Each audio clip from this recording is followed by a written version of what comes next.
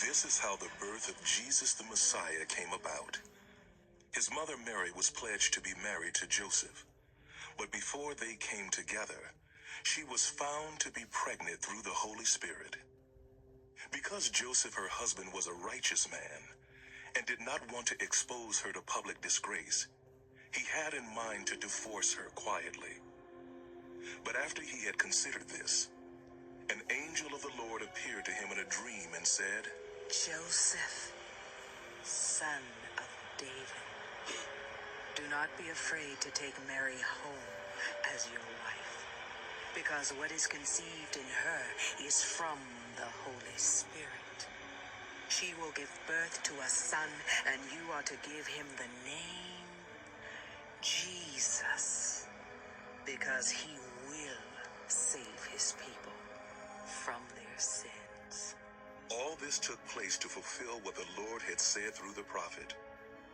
The virgin will conceive and give birth to a son, and they will call him Emmanuel, which means God with us. When Joseph woke up, he did what the angel of the Lord had commanded him and took Mary home as his wife. But he had no union with her until she gave birth to a son, and he gave him the name Jesus. After Jesus was born in Bethlehem in Judea, during the time of King Herod, Magi from the east came to Jerusalem and asked, "Where is the one who has been born King of the Jews? We saw his star when it rose and have come to worship him." When King Herod heard this, he was disturbed, and all Jerusalem with him. When he had called together all the people's chief priests and teachers of the law, he asked them where the Messiah was to be born. "In Bethlehem, in Judea," they replied, "for this is what the prophet has written. But you, Bethlehem, in the land of Judah, are by no means least among the rulers of Judah. For out of you will come a ruler who will shepherd my people Israel." Then Herod called the Magi secretly and found out from them the exact time the star had appeared. He sent them to Bethlehem and said, "Go and make a careful search for the child. And as soon as you find him, report to me, so that I too may go and worship him."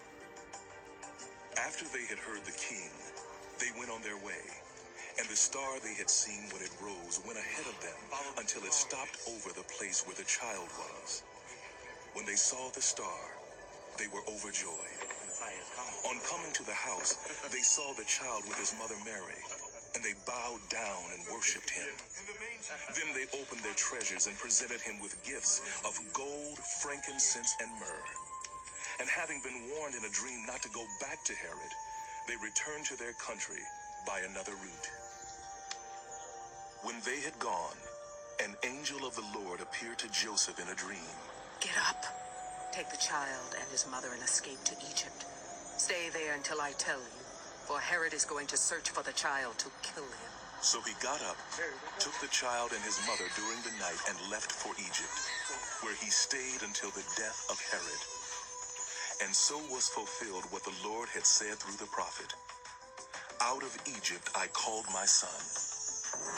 When Herod realized that he had been outwitted by the Magi, he was furious, and he gave orders to kill all the boys in Bethlehem and its vicinity who were 2 years old and under, in accordance with the time he had learned from the Magi. Then what was said through the prophet Jeremiah was fulfilled. "A voice is heard in Ramah, weeping and great mourning, Rachel weeping for her children and refusing to be comforted, because they are no more." After Herod died, an angel of the Lord appeared in a dream to Joseph in Egypt and said, Get up, take the child and his mother, and go to the land of Israel.